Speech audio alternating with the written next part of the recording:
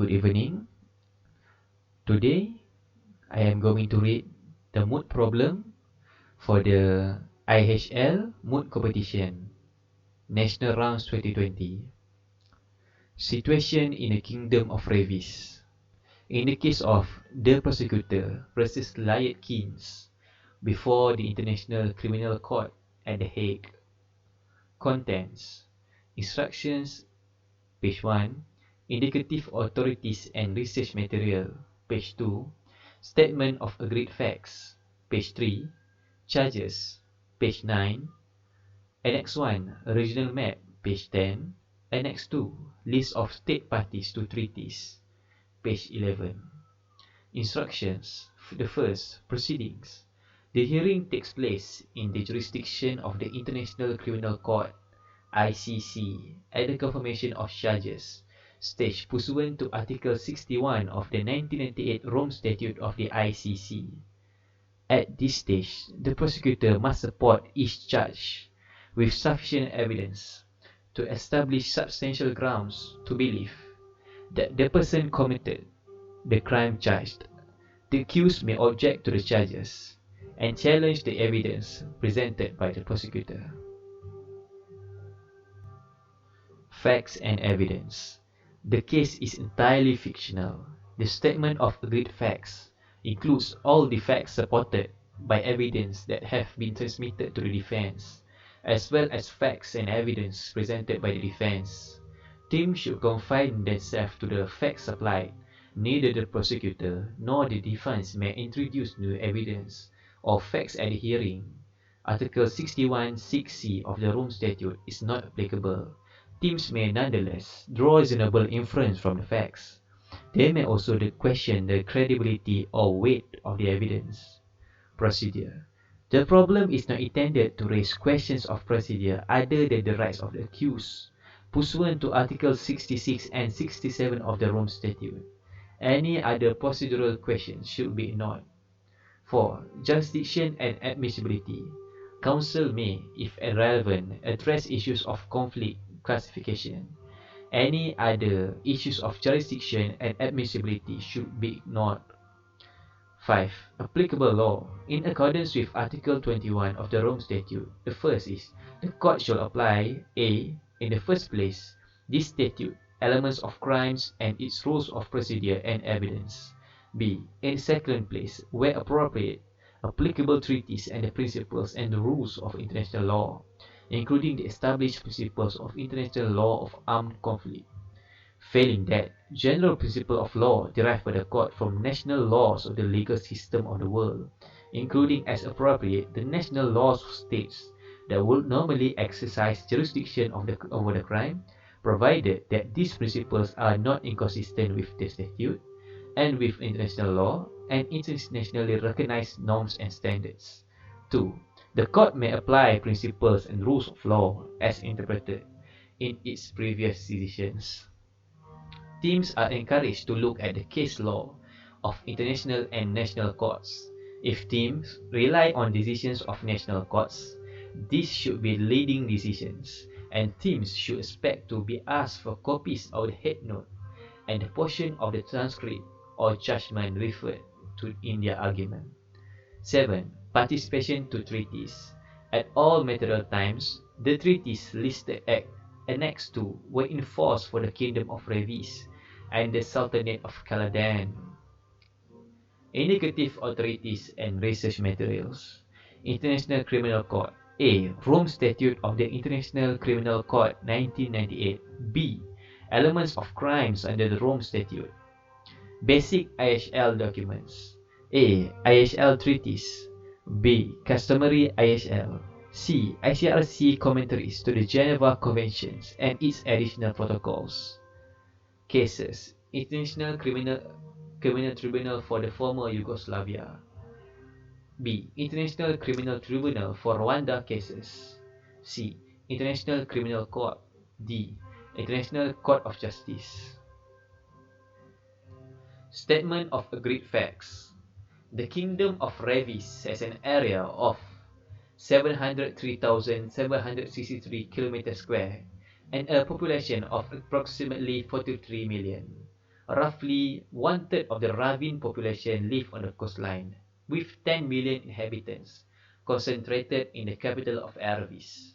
The rest of the population is composed mainly of the traditionally nomadic groups, which are difficult to count in the census and occupy the inland territory. These freeman tribes have historically specialized in hunting, training the majestic indigenous ravine eagle, the largest species in the world, to hunt flocks of migratory goats and other small mammals.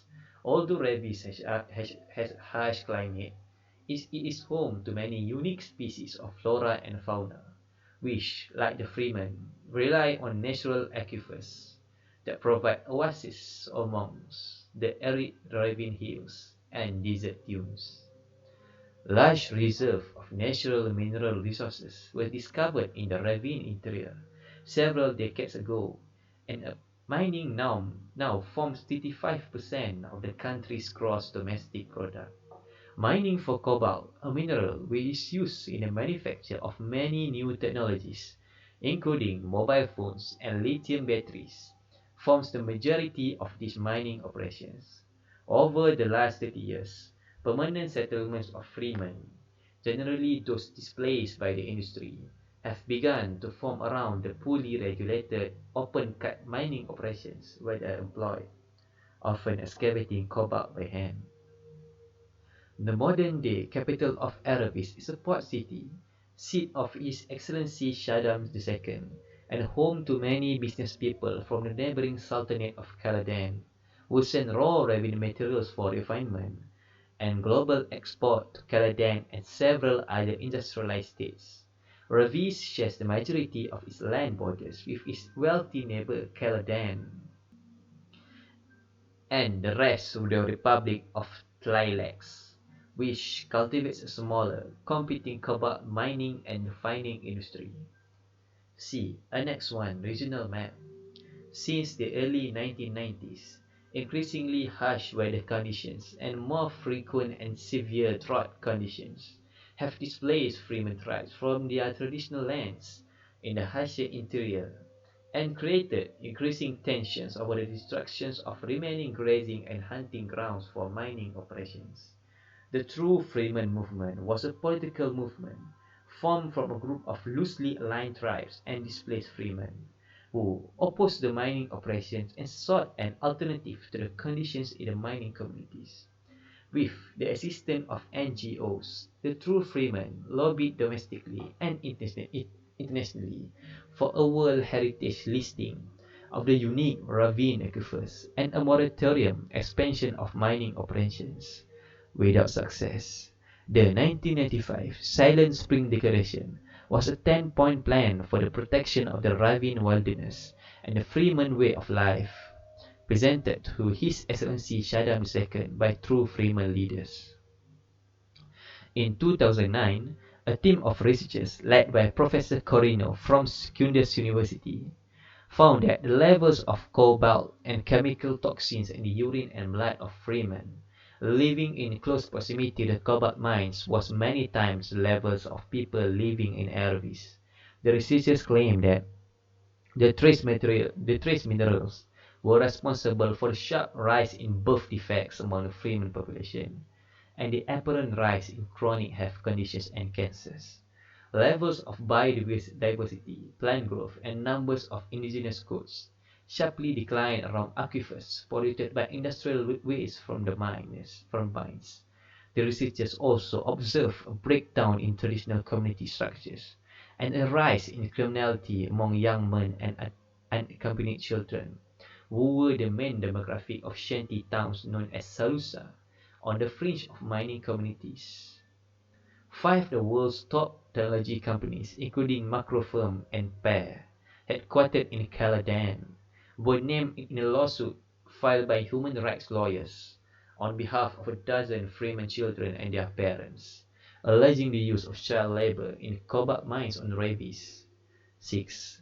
In 2010, some of the true freeman groups, frustrated with a lack of progress, formed a militia calling itself the True Freeman Resistance Army, shortly called by TFRA. The TFRA was composed of units generally derived from tribal groups and commanded by tribal leader.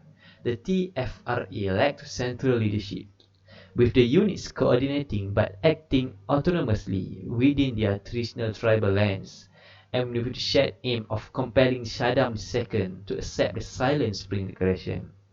The Red Eagles was the largest TFRA unit. It was composed of multiple armed bands and operated in the central western region of Revis, an area particularly affected by mining. The leader of the Red Eagles, Light Keynes, was formerly an outspoken and well-respected leader of the True Freeman movement. 7. The TFRA soon began conducting raids on overland shipments of raw ravine materials. Kaladan and Ravis imposed trade sanctions on the neighboring Republic of Lilacs for allegedly supplying the TFRA with small and light weapons. Firefights and mortar attacks on mine security posts and transportation refueling stations resulted in significant casualties among security personnel, who were subsequently reinforced by the Ravine Imperial Forces (RIF). The TFRA claimed responsibility for an attack on a petrol tanker at a refueling depot on 4 April 2011. The explosion killed more than 50 people, including workers and security personnel and RIF, and destroyed mine vehicles. 40 truck drivers and personnel of the state-owned Shaddam Mining and more than 300 ravine police and RIF members providing security for mining cargo were killed or injured over the course of the rest of that year, as well as attracting volunteers from the Salusa. The TFRA was joined by a number of international foreign fighters from a collection of at least 25 countries. The foreign fighters often fought with the TFRA during the warmer months, returning to their home countries before the onset of the harsh ravine winter. A whole band of the Red Eagles unit was composed of the visiting fighters. Foreign fighters posted on various social media accounts, often under eco warrior hashtags, and typically posing in a ripped jeans with Kalashnikov or mortars next to TFRA members. In the post, TFRA members wore traditional brown Freeman robes for protection from the elements, with a sleeve or chest partly bare to display a large stylized ravine eagle tattoo. They often wore traditional Freeman hunting blade through their belts. Although violence reduced dramatically each year during winter, remotely detonated improvised explosive devices used by the TFRA continued to be damaging during these lows in clashes. The raids, combined with the frequent sandstorms and very poor road conditions in the ravine interior, made cross-border overland transportation unfeasible, and the majority of cobalt and other mineral shipments were diverted to Kaladan and other processing hubs via the Arabic port from the late 2013. Operation Desert Tempest. Profits from the sale of ravine cobalt suffered a significant downturn in 2014, with heavy disruption to raw supply by TFRA activists. Correction. Profits from the sale of ravine cobalt suffered a significant downturn in 2014, with a heavy disruption to raw supply by TFRA activities. Several mines in the interior were forced to close. On 1 May 2014, Saddam II announced that Operation Desert Tempest on national television, an official ground and air operation by the Ravine Imperial Forces to put down these terrorists. On 4 June 2014, His Excellency Saddam II signed a contract with Kaladan for the purchase of 30 light surveillance drones to support the Ravine Imperial Air Force. The drones were dispatched within months. Owing to the frequency of sandstorms and strong weather conditions in the ravine interior, the drone's fuel consumption was significant as navigated ravine airspace. Kaladan tanker aircraft, crewed with pilots from the Kaladan Air Force, provided an air-to-air refueling of the drones to keep them in almost constant circulation. The Ravine Imperial Air Force made significant progress supporting ground operations against TFRA, as the drones helped to track the elusive armed bands in the Ravine wilderness, as to better avoid the unpredictable, fast-moving sandstorms. On the 2nd of August 2014, Keynes sent a WhatsApp picture message to the Red Eagles Unit WhatsApp group, showing himself with his foot on a downed Ravi's drone, with a ravine eagle perched on his forearm. The message was captioned, "Go forth and blind the Earth Destroyer's eyes in the sky." The message was forwarded and widely shared amongst different TFRA units. By January 2015, the TFRA had damaged or downed a third of the drone fleet. On 15 January 2015, foreign fighter Eco Warrior 99 posted footage on Twitter of several Ravine Eagles pursuing drones which were approaching two Chaldean tankers mid-air. Soon after the Eagles made contact with the docking drones, explosions were seen on the fuselage of the Chaldean tankers, and both planes were downed, killing all 14 crew members. The footage was tagged #RedEagles, #NatureFightsBack. The Sultan of Caladan responded by issuing a strong statement condemning the act of terrorism on 15 January and calling it another brutal attack on civilians, this time on the citizens of a foreign country. Another post by foreign fighter Eco Warrior 99 3 days earlier had shown her next to TFRA commander Keynes, standing over two dead men in Ravine Imperial Forces uniform. She was wearing an armband depicting the classic black TFRA eagle. Hers was additionally outlined in red, matching the red outline on Keynes' eagle tattoo. The post was captioned, "Summer break among friends," and was tagged #Justice, #RedEagles, #TFRA, #BleedGreen, #TrueFreeman. Her profile picture shows her with a group of foreign fighters in the ravine dunes drinking a toast with a popular Tlaxan whiskey and tagged #Cheers to Justice, Fight for Good. During Operation Desert Tempest, RAF infantry platoons was also sent into the interior to fight the TFRA.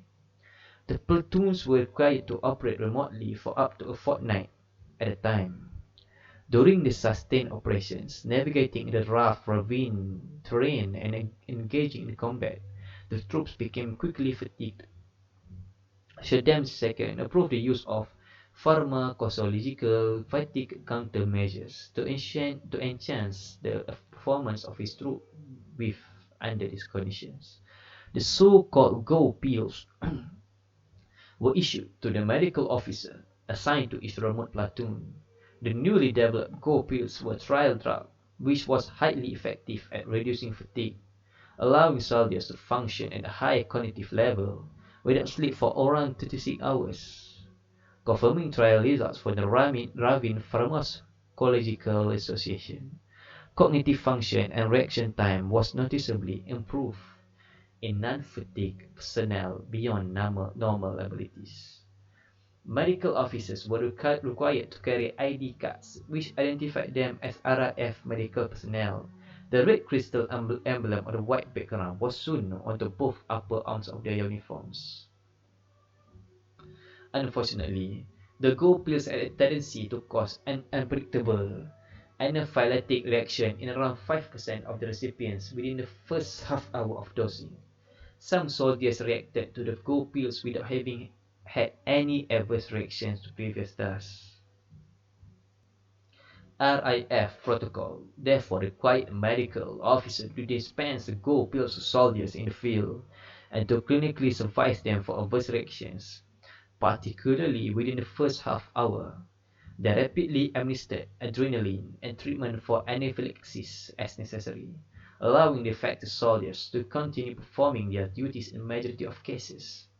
The medical officers also maintain a log of adverse reactions and individual reports of performance for the drug trial. The logs were submitted to the chief medical officer of the RIF, who used them to refine the Go pill in collaboration with the Ravine Pharmacological Association. On 11th of November 2015, the whistleblower website Wikitrips published leaked documents on drug trials and copies of some RIF medical officer logbooks from source within the Ravine Pharmacological Association. Several true Freeman leaders denounced on social media the use of unnatural substances to aid the operation of the Freeman, and called on the TFRA to defend Ravis from the new chemical scourge. One true Freeman leader, Chani Irulan, wrote that the strict Freeman taboo on the use of any alcohol or mind-altering drugs extended to the use of go pills. All traditional Freemen believe that inhibiting such toxin is an insult to the Mother Earth. We will forbid it on the Freeman land. In a phone interview broadcast on Al Jazeera on 17 November 2015, TFRA Commander Keynes expressed disgust that doctors and pharmacists were collaborating with the RIF on unnatural chemical weapon. He warned that you are no longer healers. Repent and give up these unnatural practices, or will pay. A link to Keynes' interview was widely shared in the Red Eagles unit and other TFRA WhatsApp groups by other members of the groups. On the 4th of January 2016, the TFRA claimed responsibility on social media for the killing of an RIF medical officer in the east of Ravis and posted a photo alleged to depict cold pills in a pool of blood. Over the next 6 months, the TFRA killed 25 RIF medical officers attached to RIF patrols across the country. In 5 cases, medical officer was the only fatality in the attack. His Excellency Shaddam II and the Sultan of Khaladan both issued statements condemning the deliberate targeting of protected medical personnel by the TFRA. The Aravis Accord 24. On the 27th of April 2017, several true Freeman and TFRA leaders, including Lyot Keynes, signed the Aravis Accord with Shaddam II. The accord provided for a total ceasefire from the date of signing, with the undertaking to consider the designation of some of the aquifers in the interior of Ravis as World Heritage Sites. Combat between the two sides dramatically decreased to occasional incidents across and around mining transport from this date onwards. His Excellency Shaddam II told the people of Ravis in a special broadcast that he welcomed the return peace and prosperity to the kingdom of Ravis. The aquifers, supplying large mining operations and communities closer to the coast, were excluded from the consideration as World Heritage under the Aravis Accord. The permanent settlement of freemen that had been established around the cobalt mines were very isolated and generally lacked basic public facilities and services. Life was extremely difficult for the inhabitants, as they regularly faced food shortages and the work in the mines was strenuous and hazardous. These communities had traditionally been a fertile recruitment group for the TRFA and continued to discreetly support the roaming units with foods and shelter after the Aravis Accord. On the 3rd of June 2017, the New York Times published an article by the Professor Corino highlighting the hazardous working conditions in the mines and the widespread use of child labor. Her article noted that although children were often expected to do the same work as adult laborers, they were generally paid far less. As a result, there was a widespread practice of falsifying identification documents, which were extremely basic and easy to forge, in order to claim that the person was over 16 years of age and so should be entitled to a higher level of remuneration. Professor Carino's article cited workers who spoke of laboring for 12 hours a day with no protective clothing, with many experiencing significant health problems as a result. When asked about how he saw his future, One worker was quoted as saying, "I'm not going to miss my life here. I'm going to join the TFRA soon. My cousin signed up last year with his friend, and they are small, so apparently they just get to look after the eagles." Reflecting on the minds and the conditions in Salusa, in the concluding paragraph of her article, Professor Corino expressed concern that the only other option for many children was crime or the TFRA. She wrote that the TFRA were liberating children from one terrible situation to teach them into a more violent and precarious one, that of child soldiers. On the 12th June 2018, a TFRA member published a video to his Facebook page called Training Day, showing a group of uniformed TFRA members armed with Kalashnikov and traditional freeman hunting knife, swinging in sheath against their thighs, and bearing red outlined tattoos of eagles. The TFRA members were feeding ravine eagles and issuing various commands, to which the eagles would respond by picking up large objects before dropping them on nearby marked targets, before returning to perch on a soldier's arm. In the background was a group of boys who appeared to be young teenagers. The boys were not in TFRA uniform, but all wore red armbands bearing an image of a ravine eagle, using freeman hunting knives drawn from sheath on their belts, which dangled to below the knee on some. The boys were busy chopping up the meat which was being fed to the eagles by the uniformed TFRA members. At the end of the video, the large birds were taken away on perches held by two boys on each side. The video was taken next to an aquifer, with the sprawling shanty town of Salusa visible in the background. The Facebook video was picked up and shared by a number of human rights groups, who claimed it provided evidence of the use of child soldiers by the TFRA.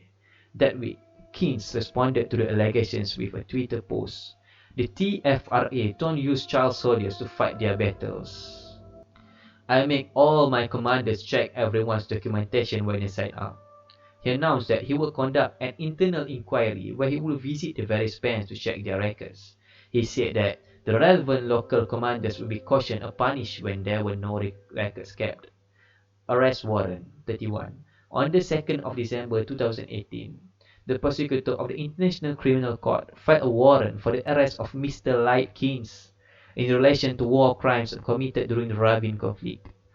On 4 April 2019, Keynes visited the small republic of Lilacs to undergo a minor medical procedure.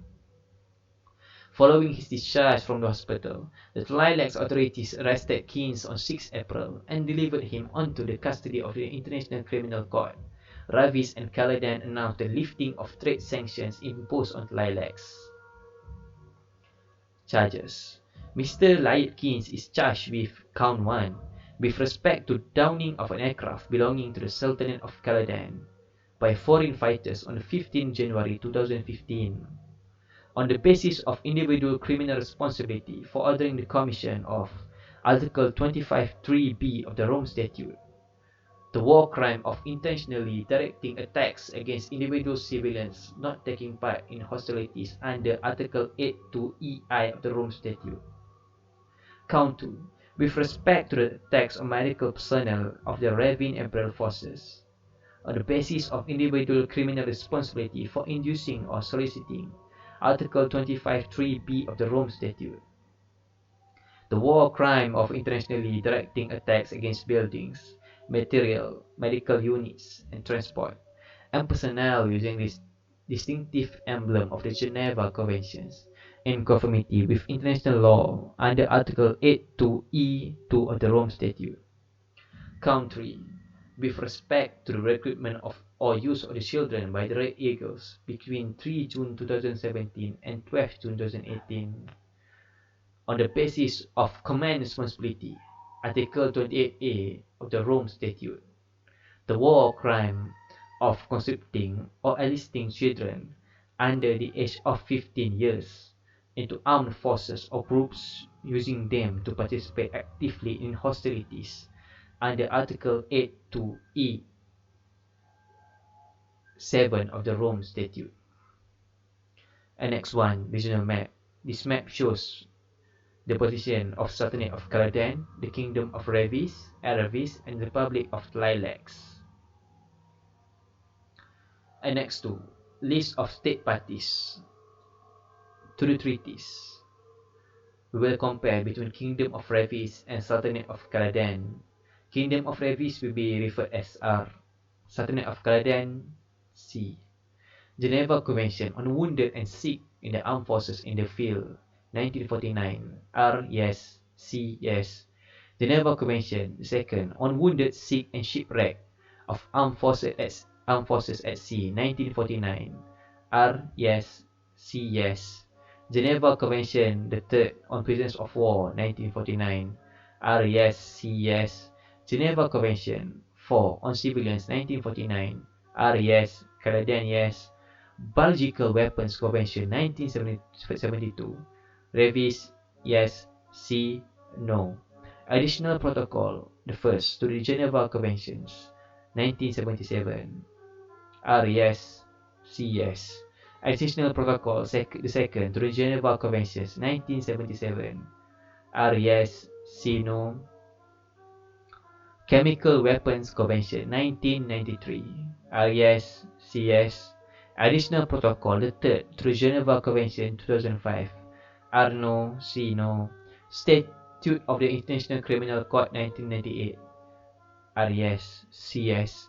Amendment to the Rome Statute of the International Criminal Court on the Crimes of Aggression, Articles 8 BIS, 15 BIS, and 15 TR, 11 June 2010. R. Yes. C. Yes. Montreux Document on Private Military and Security Companies, 2011. R. Yes. C. Yes. Arms Trade Treaty, 2013. R. Yes. C. No. That's all for this video. Thank you for hearing me all through the document. That's all for now. Thank you.